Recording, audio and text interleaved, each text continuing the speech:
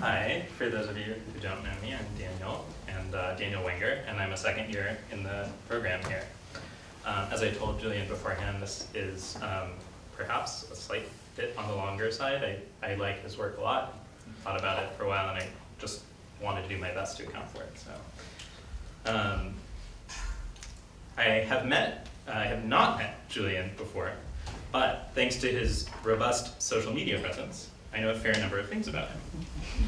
He lives in Los Angeles. The light in his apartment seems to indicate mid-city, but he travels often. He is a proud patron of Erewhon, the juice counter, and the dried fruit section in particular. He smokes cigarettes, not sure what brand. He likes Fleetwood Mac. He has a shrine to his ancestors in his apartment. He sometimes eats late at night, a pan-seared steak with fibrous greens.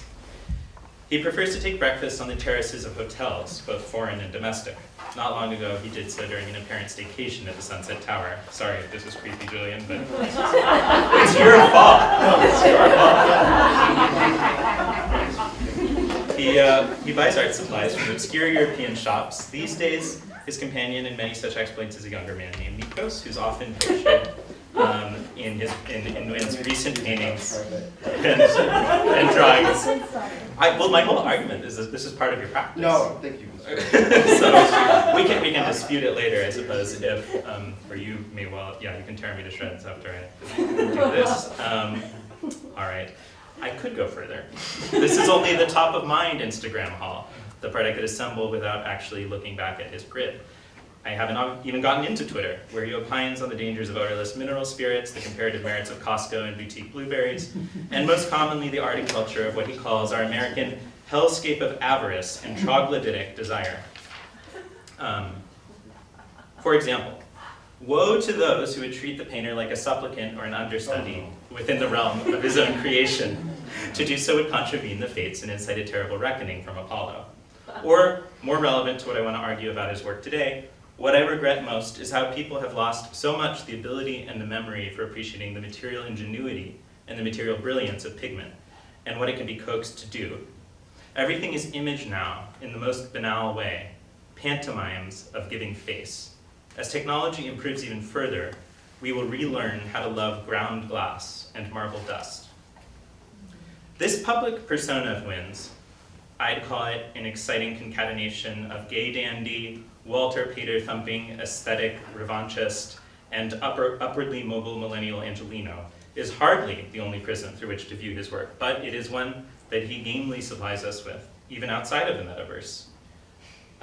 For example, his first solo presentation at Matthew Mark's in New York last summer included an online scrapbook in which the artist compiled many of these screen grabs from his digital life, alongside a stream from other images and film clips: Rembrandt, Duccio, Salviati, Kenneth Clark, the Mars rover, Larry Johnson, the shirtless TikToker Josh Richard. At the top of the page was a characteristic selfie, the artist staring puckishly at the viewer over the top of his round tortoise shells. The in-person show, meanwhile, included a painted self-portrait, a much icier affair in which these same glasses are presented as a pair of opaque, floating metal discs. He may be looking out, but woe to those who might try to look in. This is Nguyen's contribution to what he calls the classical way of depicting oneself in paint. Quote, a sort of cataloging of oneself, one's ambitions or pretensions, or a kind of advertisement. Advertisement, ambition, pretension, tough words, it might seem, to attach to oneself or to one's beloved predecessors. And yet, how could you neglect to say just those things about a Rembrandt self-portrait, for example? In addition to noting that these self-portraits of Rembrandt's owe their beauty to a kind of rogue humility, carried less by color than by texture. It's a related operation, I think, with Nguyen's paintings, which are proleptically futuristic and self-evidently artificial, with their ghostly and attenuated and involuted Bowie-like androgyne figures, often eyeless or handless or bound or gagged, splayed across Piero della Francesca courtyards, or disappearing into eerily translucent grounds of oil paint. Somehow, through this complex quasi-cinematic scenography, Nguyen creates a narrow but certain aperture through which to glimpse some of that rogue figure, however ghostly and attenuated and involuted of humility. In this doubleness of extreme finish and frailty, Nguyen's paintings remind me of what Clement Greenberg said about the use of trompe-l'oeil marble or wood grain in the context of cubist flatness. This depicted or illusory flatness of the trompe-l'oeil was allowed to generate a semblance of three-dimensional space. But in the end, that semblance only testified to the brute, undepicted flatness of the literal surface. The illusion of flatness pointed to the literal flatness as being still flatter. Could we make a similar argument about Nguyen's reanimation of the crumbled ruins of painting technologies, understood at this point more by scholars than by practitioners, especially when contextualized with digitally assisted personal branding, a technology supposedly mastered by everyone his age and younger? Could we suppose that this seeming artificiality of his constructions, in combination with the apparent limitlessness of his public self-revelation, might call each other into question and give each the possibility of being, on some obscure level, trustworthy? I am suggesting that he uses purportedly obsolete technologies to achieve revolutionary results, and late model technologies to give the lie to those who would say that this operation is impossible. Recently, Nguyen, who enjoys working not only with oil on copper and oil on wood-mounted linen, and vellum with pastel, silver pointed paper, but also finger on iPad, contributed one of these works, a tablet painting, to a summer group show called The Painter's New Tools at NAMA Contemporary in New York. The blogger behind a website called the Manhattan Art Review decided to use Nguyen as a whipping boy in order to dismiss the show's premise. I hesitate to quote from this review because of its unjustly bitter tone and the blog's generally murky credentials, but I quote the critique because Nguyen later addressed it himself on Twitter, and because I think it's a useful rubric to argue against which to situate Nguyen's work, forgive me, if possible. He calls Nguyen's entry another dead inside twink painting, except he did it with a tablet instead of paint.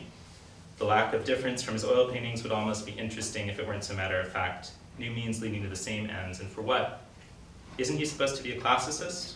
There's a speaker behind the screen playing Fleetwood Mac's Landslide, which is inexplicable and a gut-wrenchingly embarrassing display of sentimentality.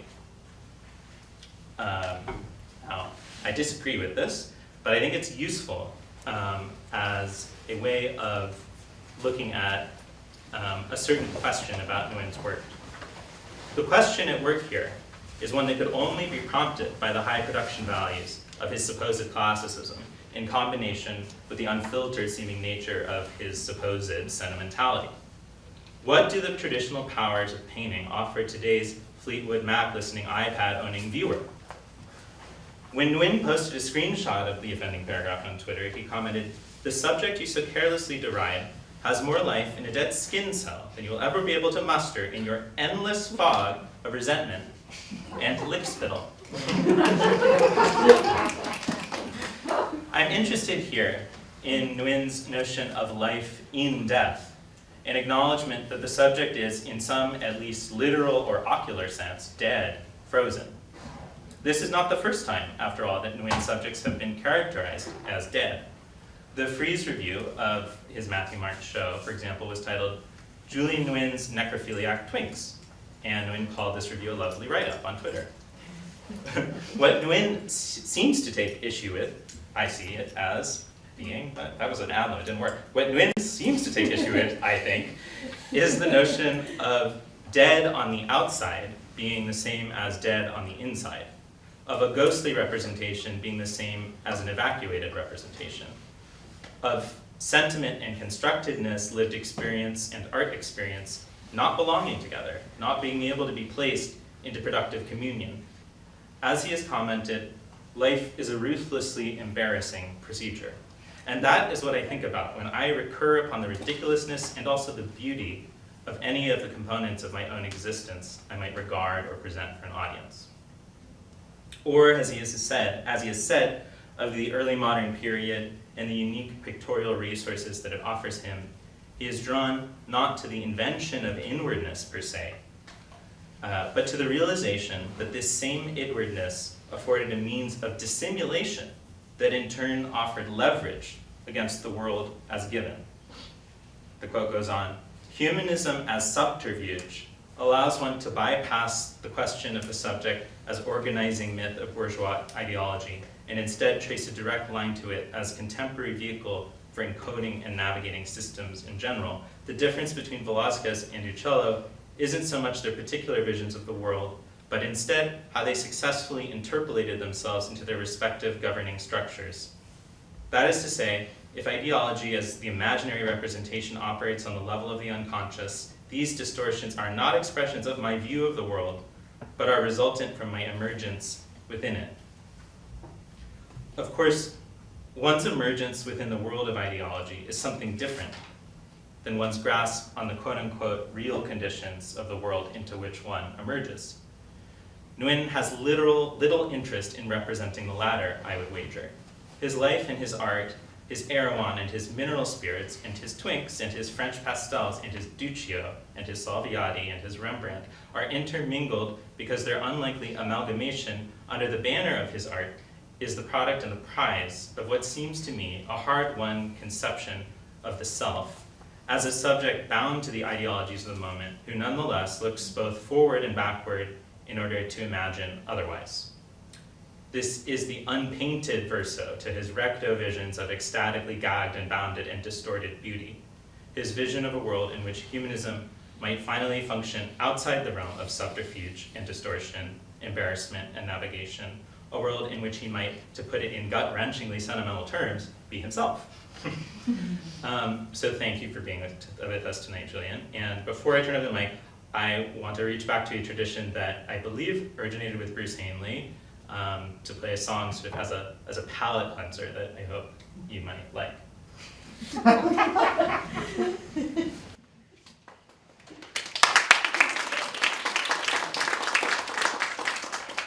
know how to use this mouse? I feel like I got it. Okay. I'm in. No, but then okay, it's you know what, it was not my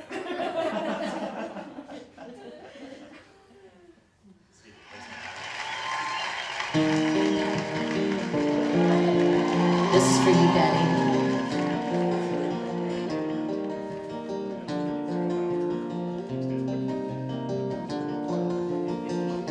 I took my love and I took it down. I climbed a mountain and I turned around, and I saw my reflection in the snow-covered hills till the landslide brought me down. Oh, mirror in the sky, what is love? Can the child within my heart rise above?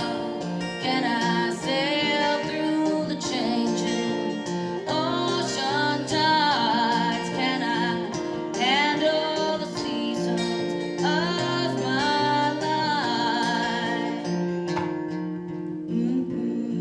I don't know.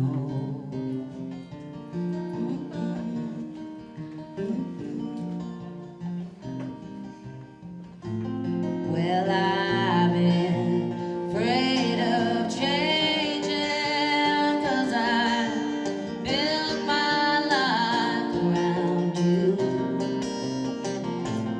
But time makes you bolder, children get older, I'm getting older too. So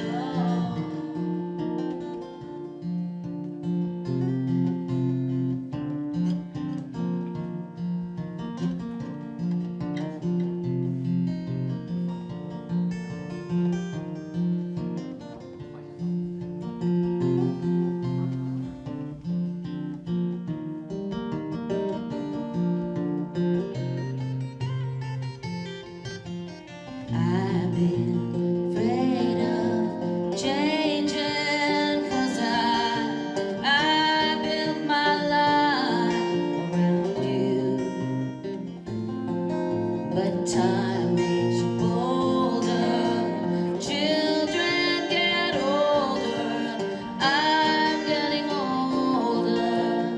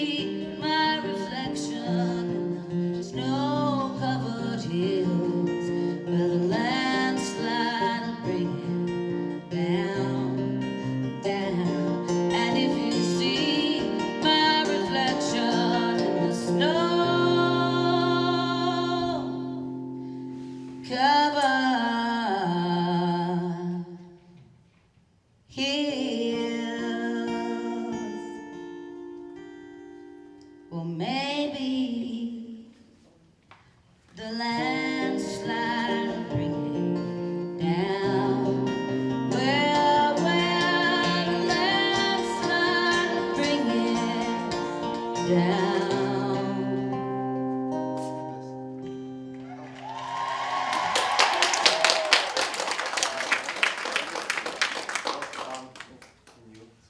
Does this work?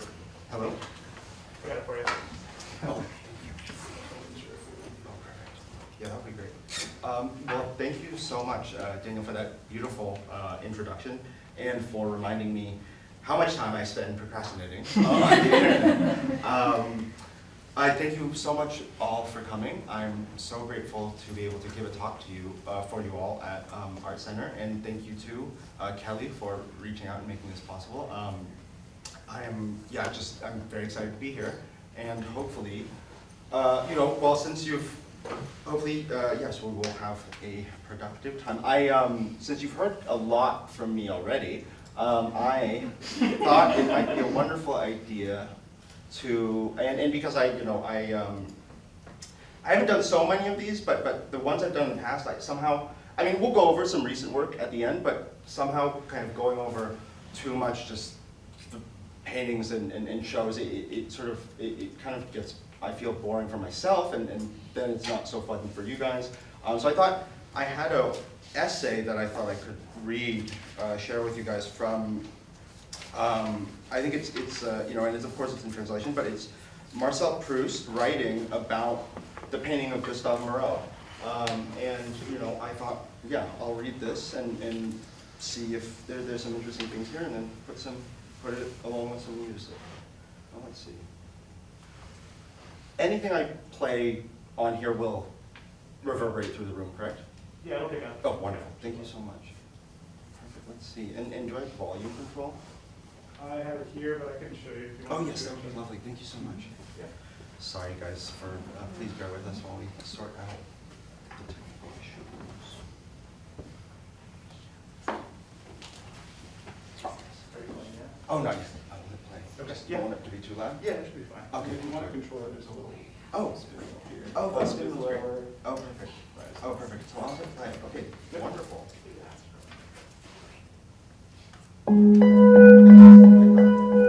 Okay, so this is again Marcel Proust writing about Gustave Moreau. It is not always easy to understand why certain birds flying across the landscape, a swan rising skywards from a river, a courtesan taking the air on a lofty terrace among birds and flowers, should unceasingly preoccupy the thoughts of a man of genius.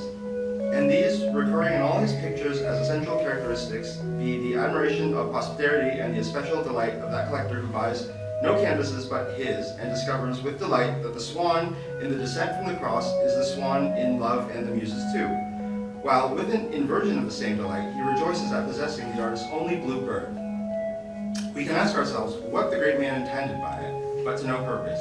There is little likelihood that anyone can answer us, since even he has not been able to find an answer in himself, except by painting the courtesan on her terrace in the cool of the evening, and the flight of that swan which the Muses point to. The exactest images he could achieve of what he had caught a glimpse of, and no doubt infinitely more exact than any explanation. Since a statement of what we meant to do amounts to nothing, we can produce that at any time, whereas to reconstruct the idea that has visited us, we must wait for inspiration, try to see it as it was, steal up on it, and paint it from life.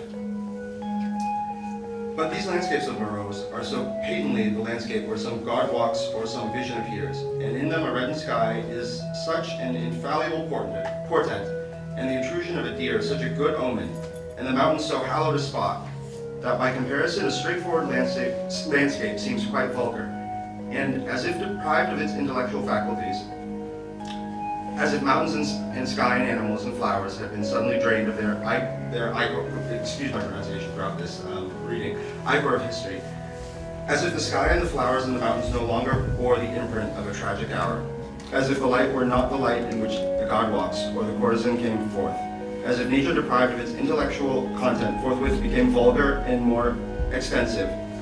Moreau's landscapes being, as a rule, contracted in a ravine or close by a lake, wherever and whenever an aspect of the divine manifests itself at some indefinite moment that the canvas perpetuates like a heroic myth.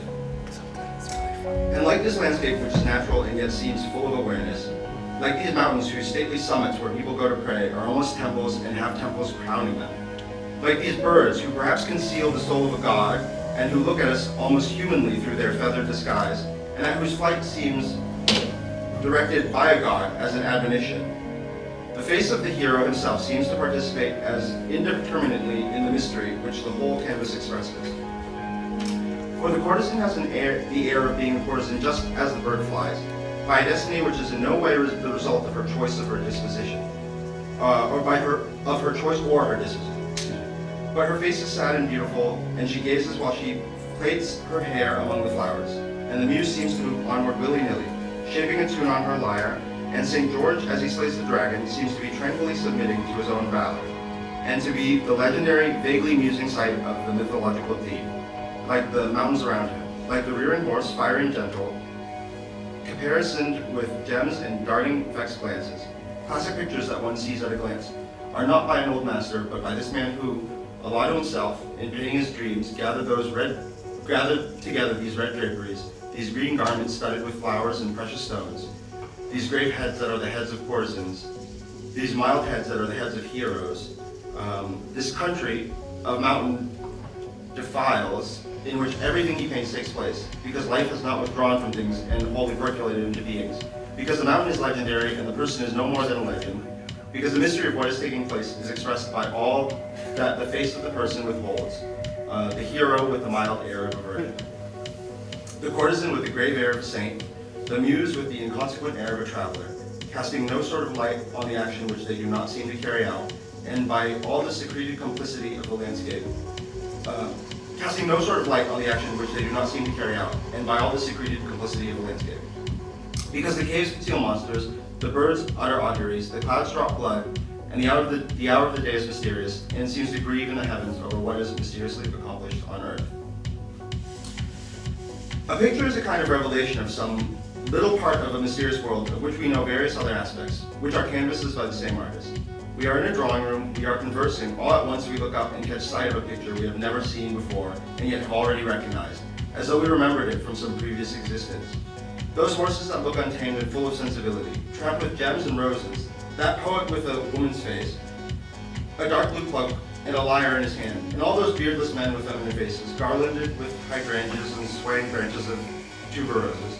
That bird, also dark blue, who follows the poet's breast swelling with a solemn melody which strains the rose branches that encircle it, and the coloring of all this, the coloring of a world where each several color is, not the color it is in this world of ours, but the color it is in that canvas. And beyond this, the aura of that world, where the sun often sets and the wild mountainsides are crowned with temples, and where, if a bird follows that poet and a flower grows in that valley, it is by virtue of other laws than those of our world. Oh, I forgot that in order to view something. Oh, could we turn on the projector too? Yeah. Wonderful. Oh, and then if I click. Oh, I see. Oh, wonderful. No, this is just, oh.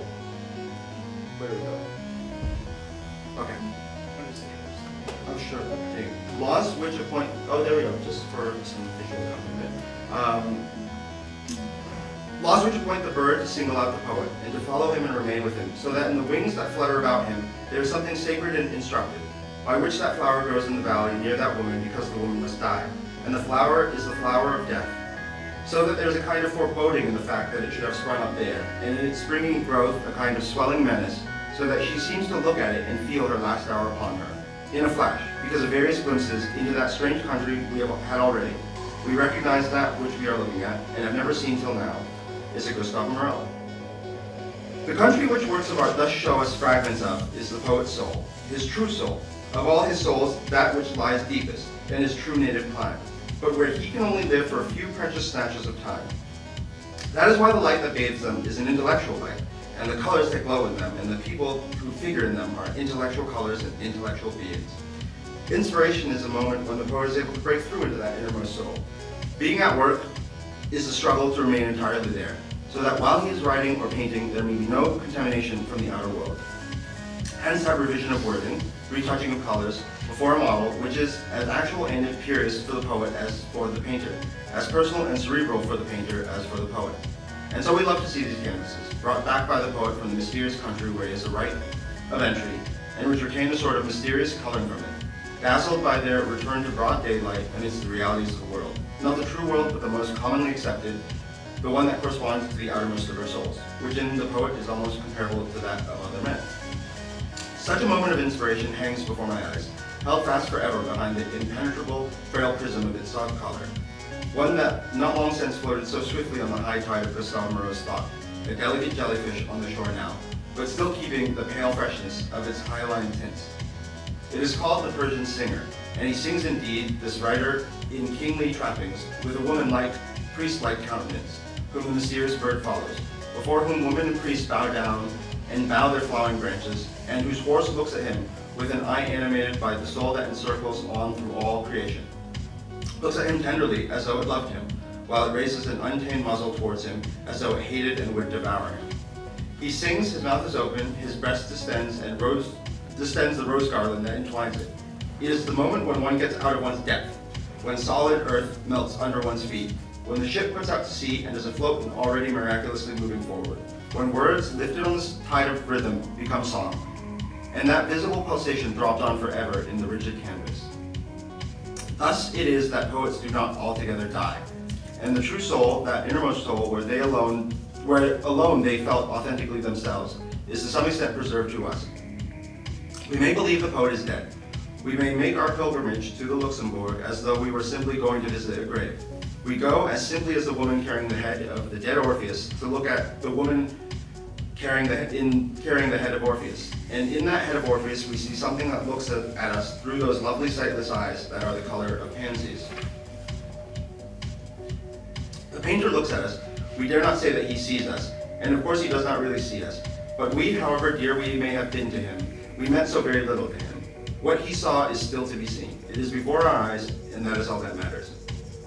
Now that Gustave Moreau is dead, his house is to become a museum. That is as it should be. A poet's house is never quite a house, even while he still lives in it. We are aware, for one thing, that what has been achieved in it has already passed from his ownership to the ownership of mankind, and that often, whenever he has ceased to exist save in his innermost soul, that is, it does not house a man. It is like a geographical concept, like the equator or the poles, a meeting place of mysterious currents. But it is in a man that this soul from time to time becomes active. The man, no doubt, is always to some extent consecrated. He is a kind of priest, whose life is vowed to the service of his god, who feeds the sacred animal the gods delight in, and wafts the incense fumes that encourage the god to appear. His house is half a church, half a presbytery. Now the man is dead. Nothing is left except what was divine in him and had been able to break away. But by abrupt transformation, the house turns into a museum even before it is made over as such. The bed and the kitchen stove, forgive me. Oh no, the spouse. Here we are. Quick stuff. Got it. The bed and the kitchen stove, oh yes. By an abrupt transformation, the house turns into a museum even before it is made over as such. The bed and the kitchen stove have no more business there. The man who from time to time was God and lived for all men lives on as God alone. He no longer exists for himself, only for others. There is nothing about his house that he could call home, a self which exists no more. The palisade of personal individuality within which he was a man like the other men is down. Take away the furniture, nothing is needed beyond the pictures that relate to the inner soul he often had access to and addressed themselves to all of us. Besides, he had increasingly striven to break down that palisade of personal individuality, striving to stimulate inspiration, that is, to redouble those moments when he could have access to his inner soul, by industry, that same industry by whose means he strove to record them in their integrity, and without any contamination from the everyday soul. Little by little, pictures encumbered all the rooms, till only a room or two was left for the purposes of a man who required to eat, sleep, and entertain his friends. Little by little, the hours in which he was not taken over by his inner soul, in which he was still the man whom he was as well, became rarer. His house was already almost a museum, his flesh and blood little more than the place where a work of art was being accomplished. It is bound to be so with all those who possess an inner soul into which they can sometimes penetrate. A private joy admonishes them that the hours they spend there are their only authentic hours. The remainder of their life is a kind of exile, often voluntary, not sorrowful, but morose. For they go into an intellectual exile. No sooner are they exiles than they lose all memory of their native land, and only know that they have one and that it is sweet to dwell in it, but not how to find their way back. And also that is as soon as they desire some other country, They are no longer in their own, for their country is a frame of mind, and the desire for something other is exile from it. But insofar as they are themselves, when they are not exiles, I mean, when they inhabit their inner souls, they act by virtue of a sort of instinct which, like an insect's, is reinforced by a privy knowledge of the magnitude of their task and the shortness of their days. And so they put by every other obligation in order to create the dwelling where their posterity will live, and to lay that posterity in it, and that being done, are ready to die. Look at the fervor of the artist as he paints this picture, and tell me if the spider spins her web more fervently than he. And all these inner souls of poets are knit in friendship and call to one another. I was no different from all the other men in that drawing room. I glanced up and saw that Indian singer, who had neither voice nor motion, but whose breast heaved the roses that lay on it, and before whom women bowed down their flowers. And instantly in me too the singer awoke. And inasmuch as he had been awakened, nothing could have turned him aside from what he had to say. And a privy instinct instructed me, word by word, in the words I ought to say. And did more striking thoughts occur to me, or chains of thought that would have made me seem more intelligent, I listened to them without being able to turn away from the task before me, invisible but assigned. For the singer who inhabits me also has a woman's gentleness, but he has a priest's gravity too. And it is because this mysterious country, which then extends before us, exists in very sooth when we scour over it in such intoxication of mind, that all the pictures of it we bring back, if indeed we have been there to fetch them, that is, if we have really been inspired, all resemble it. And if we have been at pains to let nothing from the everyday soul mingle in them, if we have been conscientious, that is, if we have labored, all resemble each other. And that was why when I looked up in that drawing room and saw on his horse with its fierce muzzle and gentle eyes and trappings of roses and precious stones, that grave mild singer heaving the roses that bound his breast with the vehemence of his inaudible song, followed by the bird that knew him, and backed by a customarily setting sun, I could say, it's a Gustave Moreau. Perhaps it is even more beautiful than the others, as though it were a song, where they are beautiful speech. Enthusiasm dilates it, like the younger singer's rose-wreathed breast. But like all the others, it comes from the land where colors have that coloring, where poets have women's faces, and the insignia of kings are loved by birds, acknowledged by their horses, decked with gems and roses. In short, where it is allegory that gives the law to life. Recalling how I felt about this picture of Gustave Moreau's, I, who feel like this once in a 12-month, I envy those people whose lives are so well ordered that every day they can devote some part of their time to the joys of art. At moments, too, above all when I notice how much less interesting they are in other respects than I myself, I wonder if they claim to experience those feelings so often only because they have never known them. Those who have once been in love know how far the easygoing attachments to which the name of love is applied fall below the true love. Perhaps if it were within everyone's capacity to be smitten with love for a work of art, as it is within everyone's capacity, or at least appears to be smitten with love for some person of another sex. I speak of true love, and this coming from Proust is quite funny. We might similarly know how rare a thing it is to be in love with a work of art, and how far the countless artistic enjoyments which gifted people with harmoniously ordered lives talk about are removed from that love. Nothing has reality for a writer except for what may mirror his individual mind, that is, his writings. That he may be an ambassador or the bearer of some distinguished princely name counts for nothing. If his vanity as a man pursues such ambitions, it may be disastrous to the writer, though perhaps he might otherwise let himself be stultified by indolence or stupefied by debauchery, or preyed on by sickness. But at least he ought to know that it has no validity in literature. This is what embarrasses me in Chateaubriand, who seems gratified at having been a person of eminence. A person of eminence in the world of letters even. What has that to do with it? It is a materialistic outlook on literary grandeur and consequently false, since literary greatness is entirely spiritual. For all that, he cuts a fine figure, and there's a quality of grandeur in his charm. But this is because he had a noble imagination, not because he was nobly born. Do circumstances count for nothing? There are times when it would appear so. Rodenbach, however, said that Baudelaire was Baudelaire because he had been to Africa. I myself think circumstances count for something, but any circumstance is 1/10 chance and 9/10 being disposed to fall in with it. That Gustave Moreau, seen on a day when I was feeling out of my element and disposed to hearken to inner voices, enriched me more than all that tour of Holland. Hurried through, my heart dutiful, but untouched. Okay, so that was that part of the lecture. And I thought that was a very, very kind of, I just very much enjoyed that essay and thought there were some nice elements to that. Okay, let's see where we can go here. Oh, and so I can pull up, I have some recent work, both work from previous exhibitions and then, work that I have in the studio right now. But the first thing I was very excited to show you today is I have been practicing I have been practicing some calligraphy in my notebook, and I wrote down some things that come from, they come from this book called The Universal Penman, which is written in the 18th century, and I think it was by an engraver and also a calligrapher who wanted to kind of collect all these examples of great calligraphy, and so that students could copy them. But in it, I found a wonderful little thing that was, there's parables on different sections, but this one was addressed to young painters, and I thought, I just did this. Actually, yeah, that's did it today, but I will read this to you too.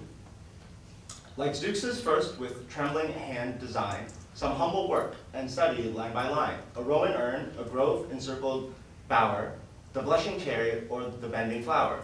Painful and slow to noble arts we rise, and long, long labors wait the glorious prize.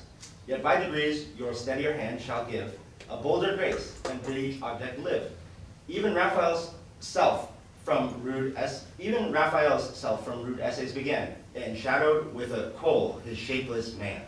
I thought it was very sweet. I thought it was fitting for the occasion of a lecture, and I also quite like how, both grandiloquent and very simple it is. Just saying that you have to begin somewhere, and you should just like copy something, practice line by line, and eventually you might get something very beautiful. And that even Raphael had to, start from some lump of coal.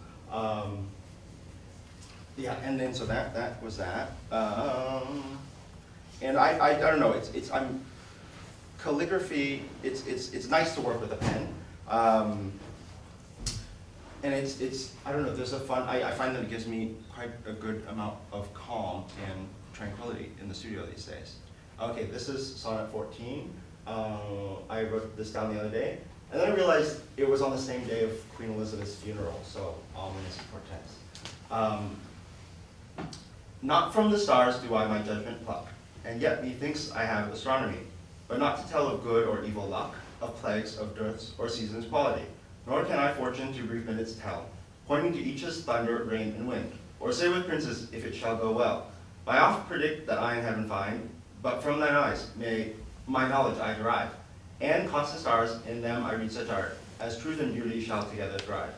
If from thyself to store thou wouldst convert, or else of thee this I prognosticate, thy end is truth and beauty's due and date.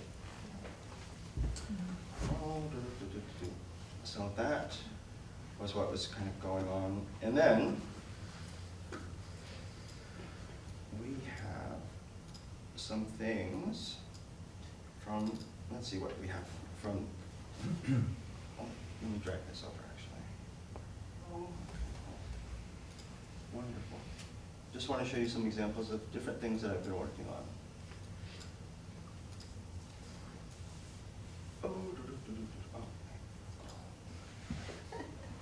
This is very fun. Oh, yes, you can see it. Okay, good.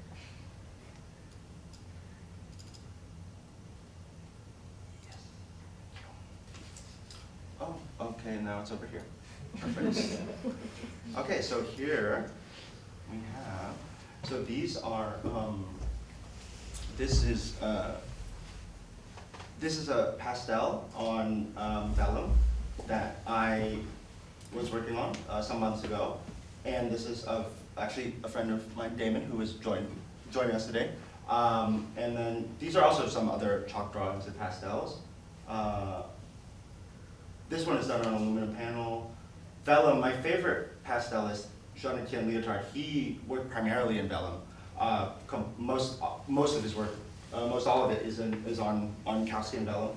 And, you know, I'm still very much getting the hang of it. I don't, it's very, and pastel in itself is a very tricky medium to use, but I was very much inspired by his attempts. And these are on aluminum panel that are covered in a kind of acrylic gesso, and then they have some pumice in them. This was the first sort of completed pastel that I had made. This is another photo of that pastel on vellum, which is about this big, I would say. A close-up of the process. Oh, no, that relates to an earlier thing in there. This is some other process photos from the studio of me working on these pieces. Silver points, done on aluminum panel as well.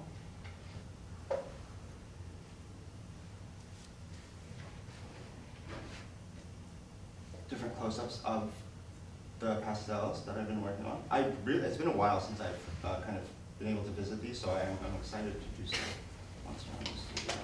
Oh, and these are paintings that I've been working on. And yeah, it's interesting. I'm currently in the middle of trying to put together a new body of work, and I think that also explains why I might not have so much kind of concrete thoughts to share with you today. I'm kind of sort of relying on the thoughts of others and sort of sharing with you what is bouncing around my brain.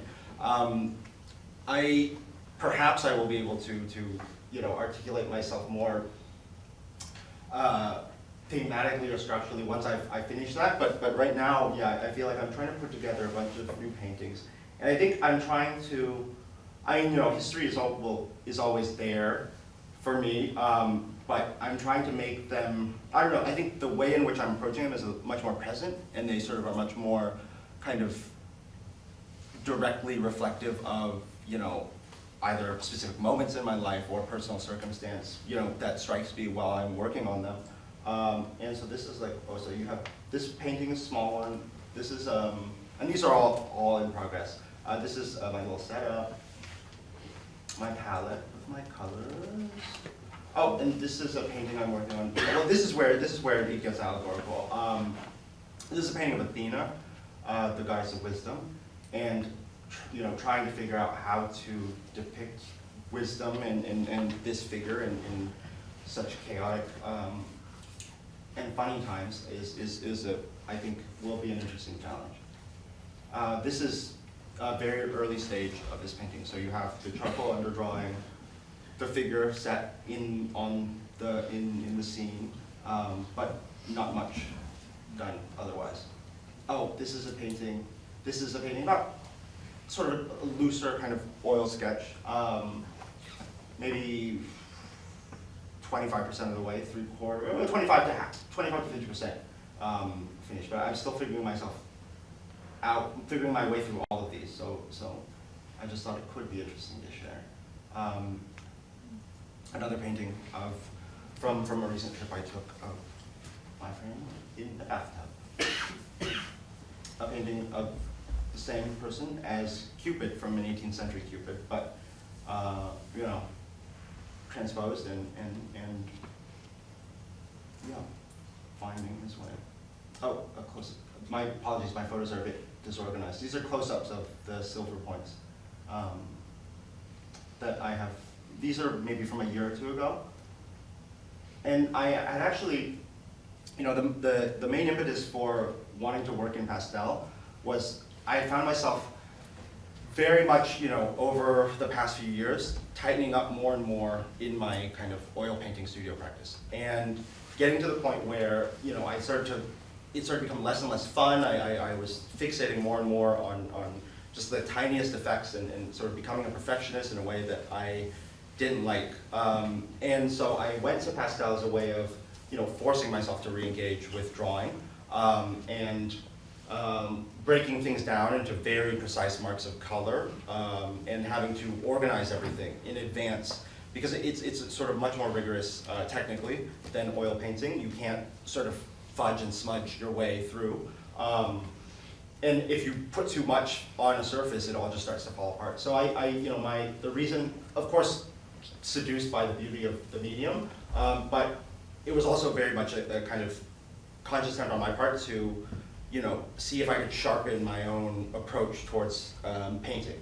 And so now as I get back to work on paintings, I'm trying to see, okay, how can I push myself to, work in a way that seems more, I don't know, not necessarily productive, but that feels more sort of natural and less kind of frustrated in the studio. And these are sort of small oil sketches, portrait sketches that I left. I decided in the end to sort of leave them like this, but these were recently finished. And that is the, here we are. And that's pretty much what I have in my studio these days. And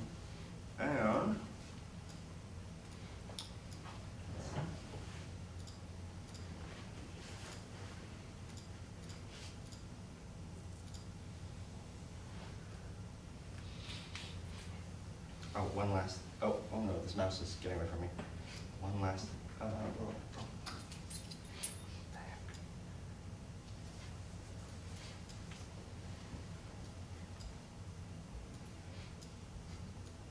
Where is it going? oh, hello. Oh no, what is, oh here, I'm so sorry you guys, and thank you for bearing with me. Oh. All these folders, they're running away from me. Ah, here we are. Very good. Okay. This one last one. Oh. No. Why is it weird? Oh, I feel like it has something to do with the fact that this is all dragged down all the way over here.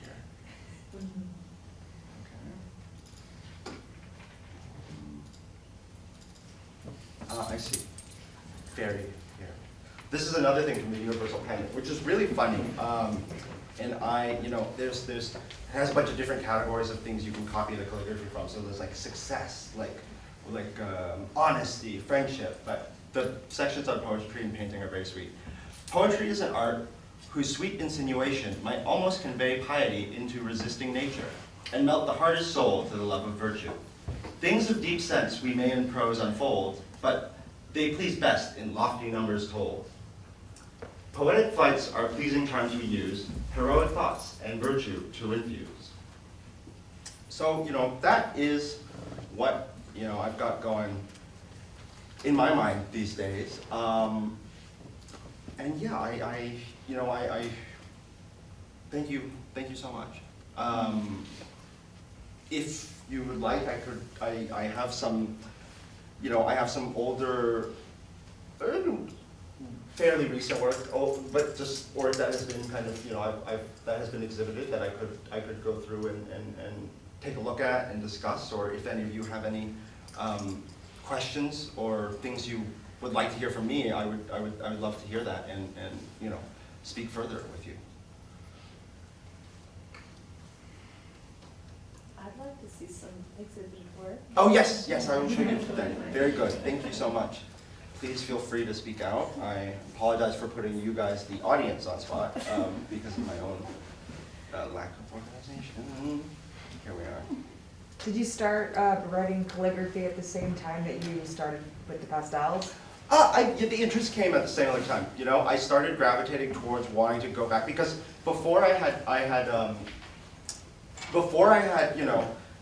the past few years I'd just been focusing on making paintings, and when making paintings, just like, I would find, okay, everything goes in that. I wouldn't make so much, all the preparatory work, I would, would either be stuff I'd throw away or it'd be stuff that it would just be in the work. And so I felt like all of the I had lost a little bit of the pleasure of just making things, on kind of small surfaces or informal surfaces for myself. And part of that, I think, manifested itself at the same time with the pastels, but also with the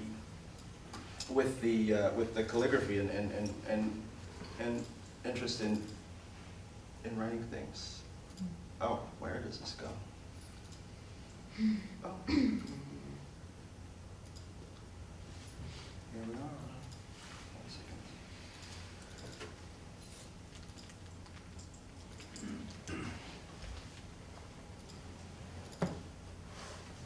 Oh, that's very good. Okay. So here, this is a painting from 2018. And it is a painting of the Annunciation. And I took, you know, I was very much, let me find Leonardo's original. I was very much looking at this, oh, you guys can see all the scrolling. Yes, I was very much interested in, oh, let me take this over. Let's go right here.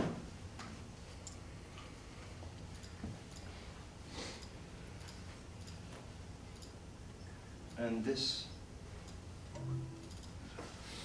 was the original sort of reference and inspiration, you know, and this painting, I've looked at it so many times and I consider myself to be quite unfinished, but I would like to try another version of it. And this is, you know, I was very much inspired by the kind of strange horizontal composition of this Leonardo. And that sort of, you know, infinite and, I don't know, it's just very, very crisp landscape behind. And so this is you know, a very kind of loose, yeah, this is sort of my own response or reaction to that, and wanting to see that kind of unfold in paint. Though you know, like I said, this, while I do, you know, looking back on it, it's quite nice. I do, yeah, when I finished it, I was full of regret for showing something that I thought still had a far way to go. And this is the kind of design that I had made for that angel, for, I think it's the Archangel Gabriel, who is coming down to tell Mary, very odd looking Mary right here, that she is going to have God's child. And this is another painting from, this is a painting from my most recent exhibition, which was also of the Virgin Mary. Though you know, I had sort of was imagining her as a kind of avenging general here, and that she was coming back to sort of visit some terrible judgment on the world. And here you have this stalk of corn, a burning city, and a steel kind of I-beam. I think that's what they're called, I-beams. And yes, yeah, that somehow for me was a depiction of the Virgin Mary. And then this is that self-portrait that Daniel so beautifully spoke about earlier. And for this painting, I, you know, as a reference, I kind of was looking at the Mona Lisa, and I took the background from the Mona Lisa and flipped it horizontally on the iPad, and then began to stylize it on my own. And while I was working on the show, I was very much looking, I was reading a lot of Tang Dynasty Chinese poetry, particularly Du Fu, and looking at some of the painting too. The painting I think was a bit late. The painting, well, some of it was Song Dynasty, but the painting was a bit later. I think mostly Song Dynasty painting. And somehow, you know, I felt that was showing up in some of the kind of both the stylization and the concerns of the work at the time. This, oh yes, it does. Oh yes, and these are photos of that same exhibition.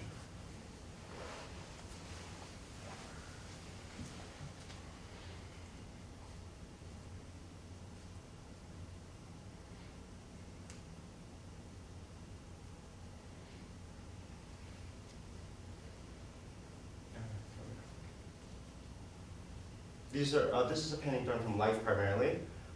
Finished with photographs, and you know, they're kind of, I think there has been a kind of bifurcation in the practice between portraits and pictures made from observation, and then paintings that take on more allegorical, fantastical, sort of, you know, conceptual frameworks.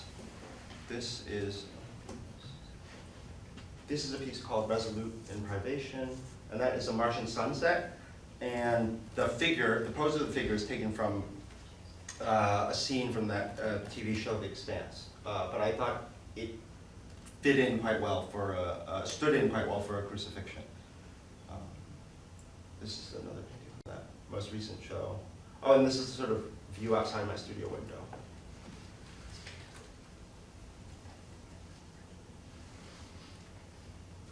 This is my rendition of the Temptation of Christ, where Satan bids Christ to join him and gain dominion over all of earth.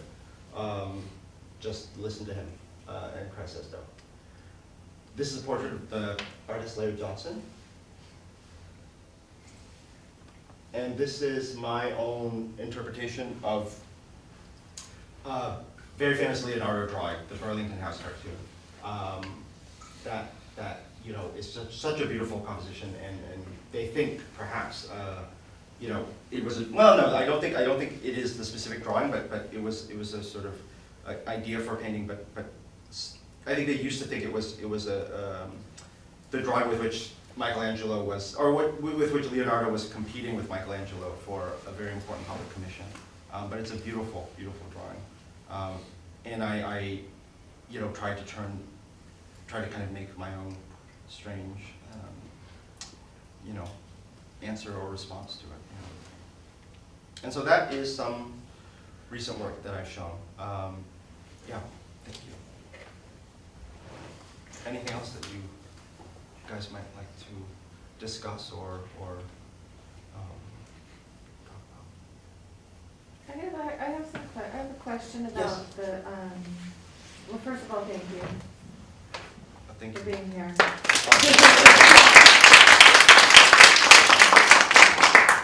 But I have a question about your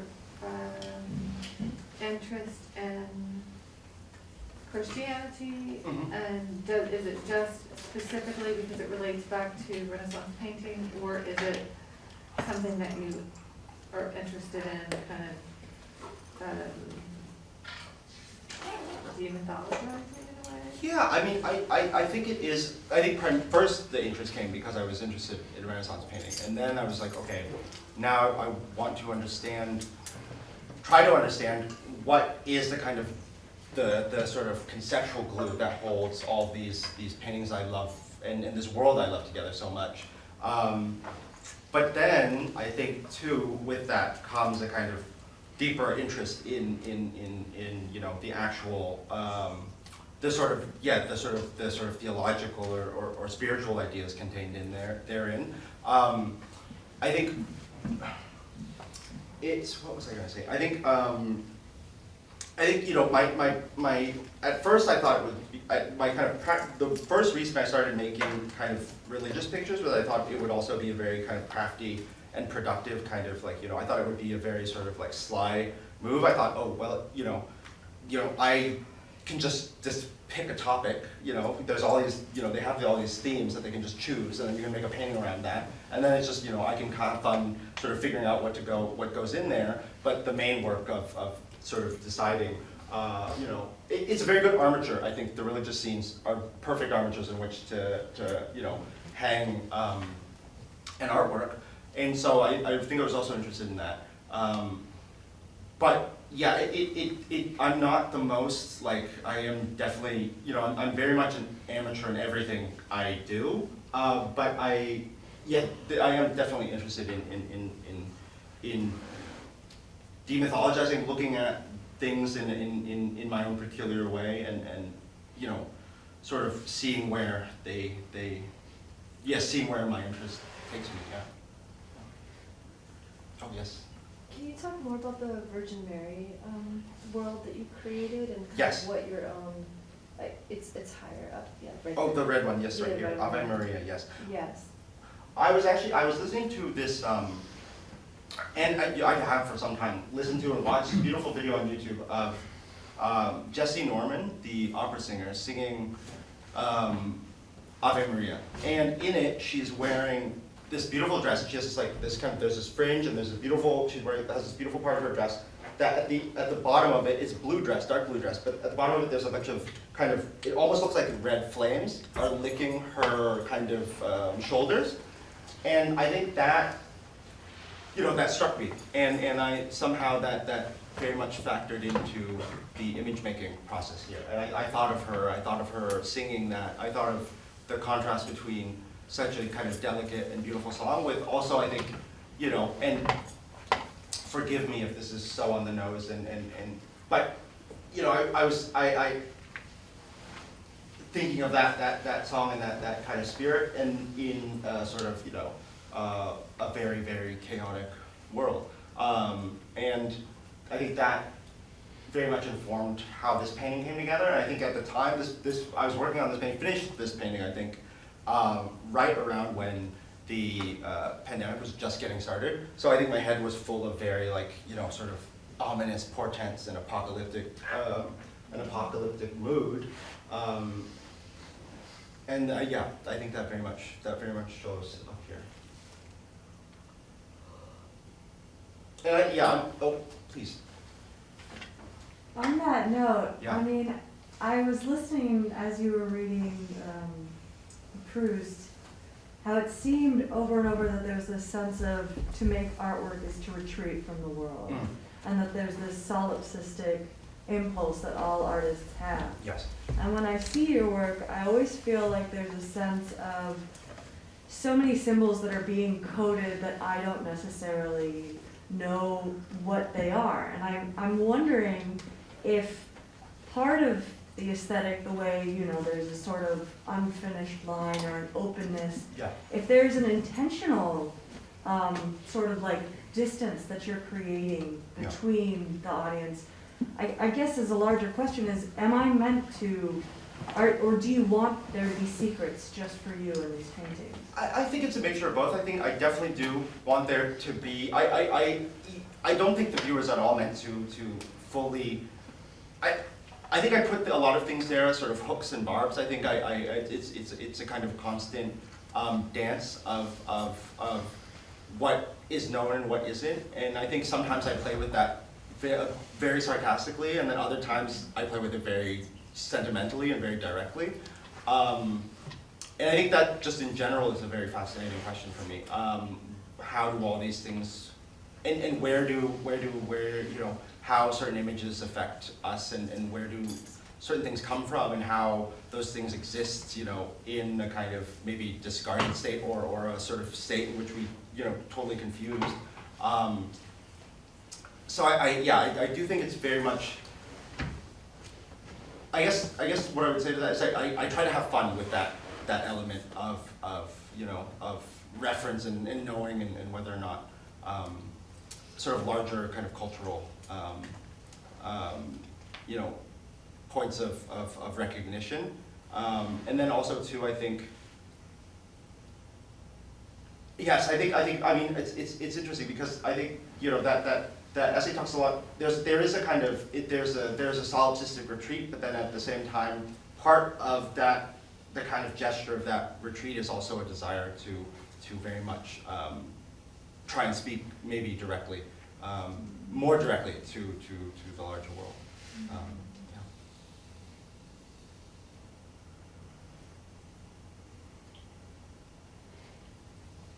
Oh yes. This might be a really boring question, No. but I really appreciate that you showed like studio stuff, and I liked hearing you talk about like coming to pastels Yes. through frustration in the painting.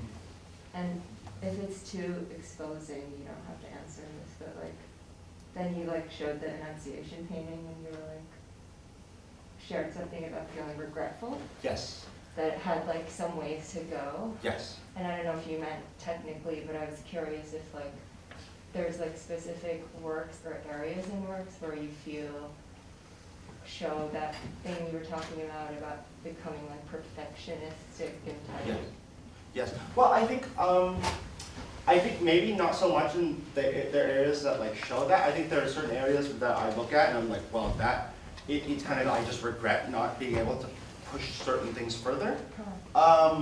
Because I think I'm pretty like,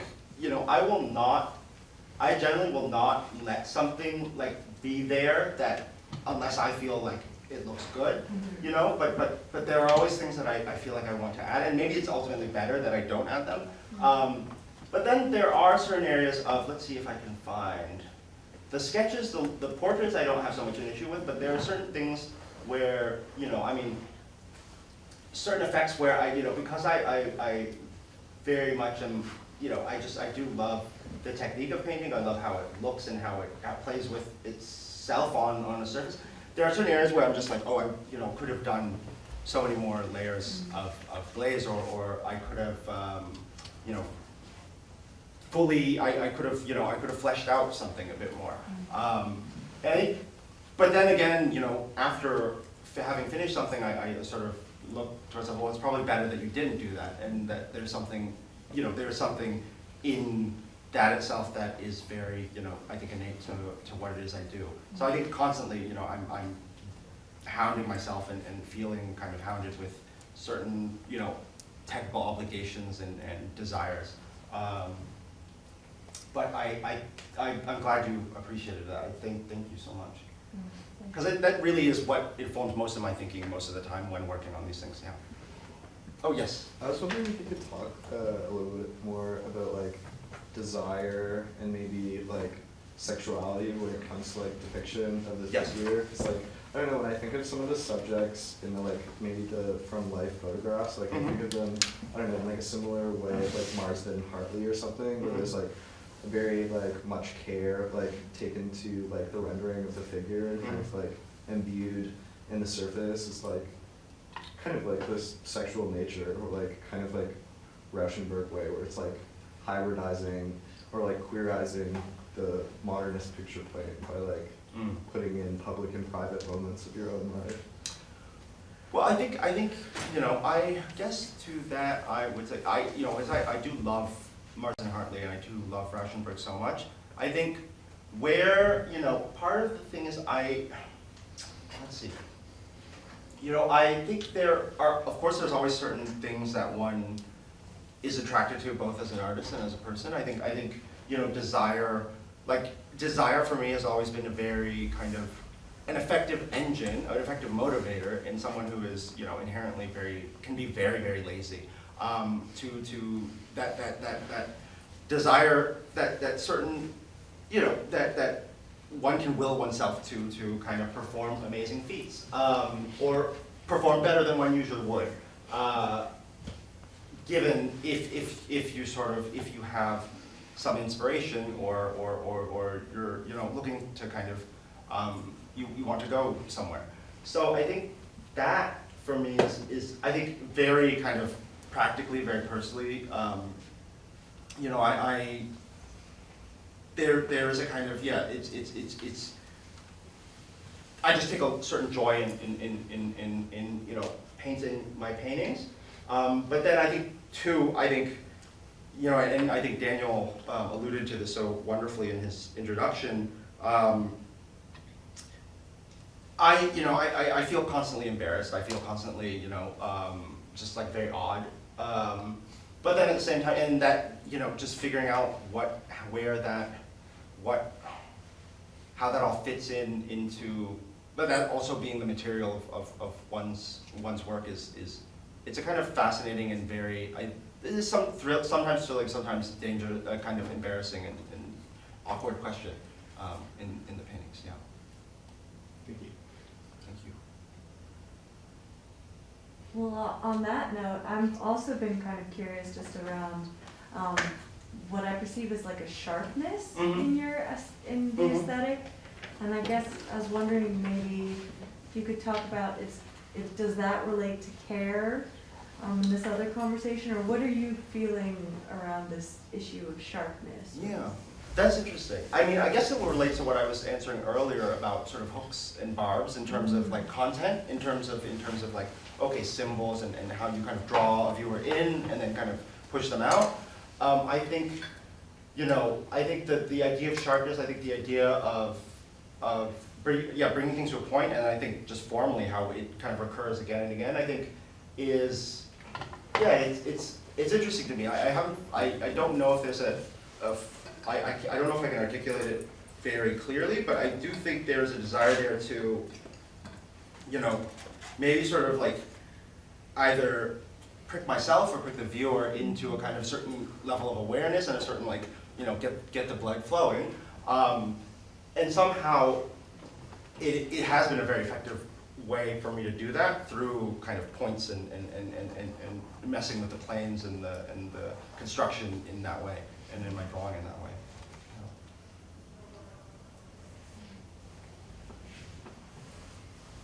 I have a question. Yes. Besides Proust and the Tang Dynasty poetry that you were saying that you've been reading, are there other things that you have been reading or have read that specifically have informed your work? Oh, well, let's see. Yeah, I mean, there is quite a bit. I mean, recently I just, you know, I have been watching House of the Dragon on HBO, and that, I really love that one. I think how they did Game of Thrones dirty, with the premiere, with the finale, and you know how they finished that show. But House of the Dragon is I just fully immersed in it, and you know I don't mean to be tongue in cheek, but I think yes, I'm very voracious and omnivorous kind of a consumer of books. Books, TV shows, science fiction, all of it. I think there's a bunch of different areas which I draw from. Somehow, and it's interesting because certain things inform the work stylistically, certain things inform the work. But I think anything where, you know, I think there's quite a bit. What I'm trying to think of other things recently. You know, of course, I think so much of reading a lot of the literature of how kind of artists depict themselves and think about themselves and imagine themselves in like the past, maybe before, you know, before in a time period that are sort of a little bit less recognizable to, you know, our understanding of the self is very fascinating to me too. And I think, yeah, I think in anything that I read or look at, I think that a certain kind of like temporal dissonance I'm very much drawn to. Yes. I notice a strong architectural definition in some of your backgrounds. Yes. Do you mind elaborating? Yeah, I mean, I think perspective is you know, I think in certain areas I guess very directly in certain works I've sort of tried to work with perspective, and I think but always I think there's very much, the idea of space and how it plays itself out is fascinating to me. I think I have maybe more ambition in that area, but then it's sometimes when kind of relying on the kind of that sort of structure in the past, I felt maybe that it is too, you know, that it takes focus away from some other things. But you know, it's definitely something I continue to try to explore. Though I think in the more recent, actually, what I like about this painting right here. This is a very weird staging of space and architecture. And I guess you were talking about architecture, I'm talking more about space. But the distance here, if we zoom in, these are kind of like little farms, like when seen from the airplane. Mm-hmm. That sort of pattern. And I love that was very thrilling for me to do that huge collapse of distance in one painting, but then also make it very kind of, you know, very much like a stage or kind of paper cutouts. But I think the architecture. Yeah, that's yes, what yeah, almost this like a rendering in some of it was a rendering, and I think it was a rendering that was based off of, you know, trying to take the architecture in the Leonardo and make something both classical and at the same time very modern. Yeah, very modern. And it was very fun to do. I think it took a lot of, and I helped doing it. It took a lot of kind of time and energy. And it is something I would like to explore more. I think also as the more recent, if I'm able to like zoom out a little bit in the more recent, the paintings that I'm working on right now, you know, I would like to play with constructing in a new way the sort of the buildings and the sort of, yeah, the places where these images or occur or people sit, things like that, you know. Yeah, because you mentioned a bifurcation between the fantastical Yes. and the portraits. Yes. But I noticed that the architecture Yes. actually appears in both. Yes, it does. Although, It does. that's what was fascinating, because if you look down, Yes. 3096, you're Yes. the walls are very. Oh, yes, very much so. And that That's structure, thank yeah. you so much for saying That's that. kind of what I noticed, that Yeah. was in common despite the bifurcation formally of the painting, so. Oh, thank you. Thank you. No, that gives me a very good idea because, yeah, so I appreciate it. Yeah, because I felt for a while that there is this bifurcation. I think one of my desires is to try to figure out, okay, how do I go bring these things back together? And you just point out a very fascinating point. But I think, yeah, and I think that relates to larger questions about, and because in many, I mean, of course the work is about a bunch of things. There's a bunch of different concerns there, but then one of the things that I am very much, like, I am just concerned kind of with to some very, I think can be very boring kind of conversation, but some others very thrilling about like, you know, how to construct a picture and how to put together a painting in both like a very classical or a very kind of modern sense. And I think that space and architecture are the kind of the classic terrain, sort of terrain in where you kind of battle these things out. Yeah, and thank you for that question. I appreciate it.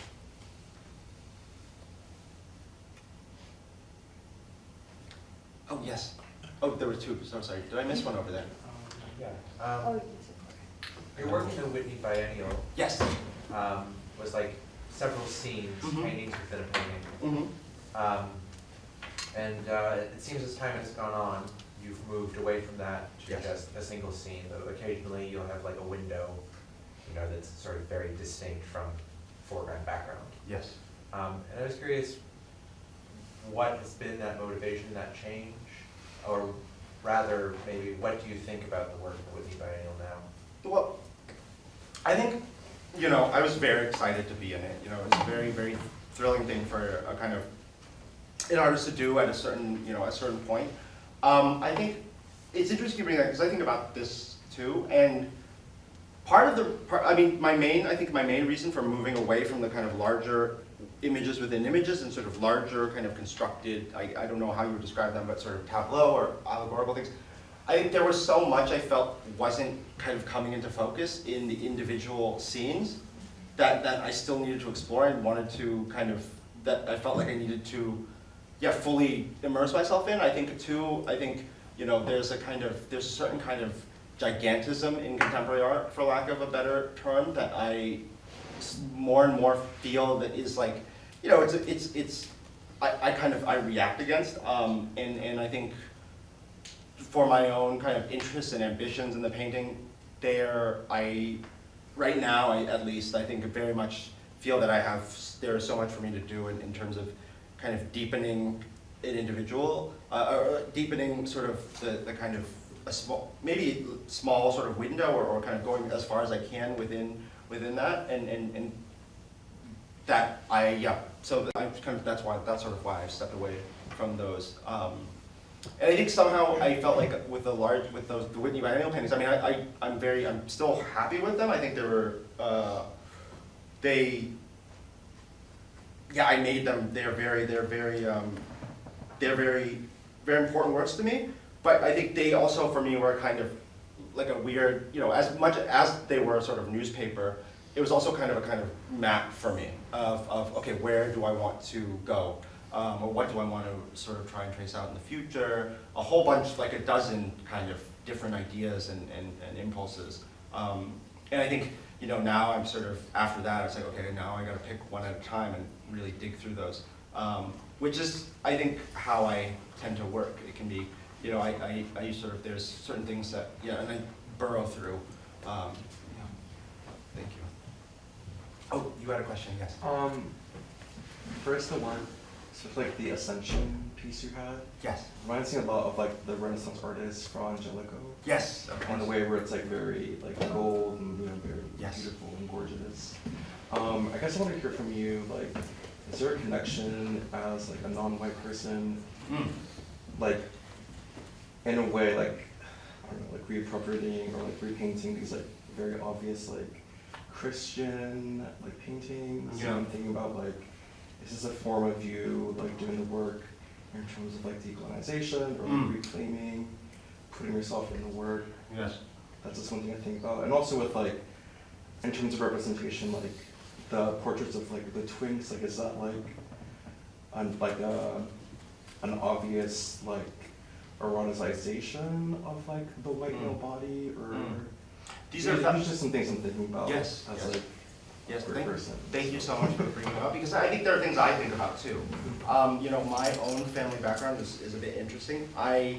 You know, I'm Vietnamese. My family, well, it's different. On my dad's side of the family, at least. You know, I'm Vietnamese. I have a French name. On my dad's side of the family, they were, you know, fairly like high level, like for sort of they worked for the colonial regime in you know French Indochina. Or had very strong association with it, viewed it, you know, I think in their lives as a kind of, you know, even though it was a sort of historically and quantifiably horrible thing, they viewed it as something that they would prefer to go on rather than end, you know? And I think that has always been a very strange and kind of, you know, it's just a thing that I think about and try to reckon with. I think yes, there is, I mean, I think always with the work, I'm, you know, it's a very conscious attempt. I think there, you know, certain things are chosen to be painted over and over and in certain ways. I'm not necessarily sure what the kind of goal or the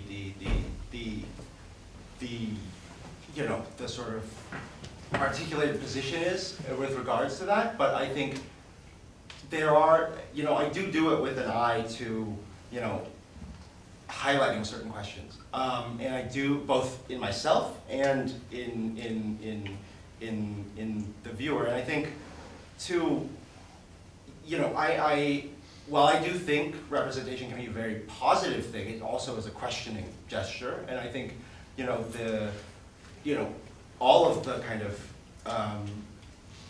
historical critiques of old master painting, of pre-modern painting, I think they're extremely powerful, and I do, you know, find a lot of agency in a lot of it, in a lot of the strongest kind of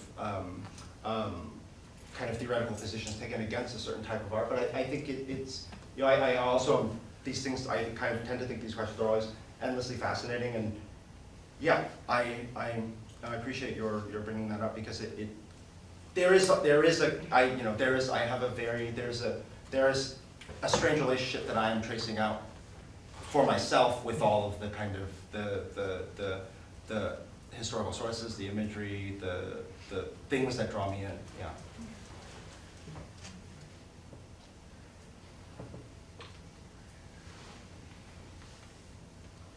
Okay, I've got one more. Oh yes, please. What is something that your peers in contemporary painting, what is something that they're doing that drives you particularly crazy? I mean, there's just, I feel like there's just a lot of it, you know? And it is relentless. And I think that, more than anything, is like, you know, but then again, you know, it's like, who am I to?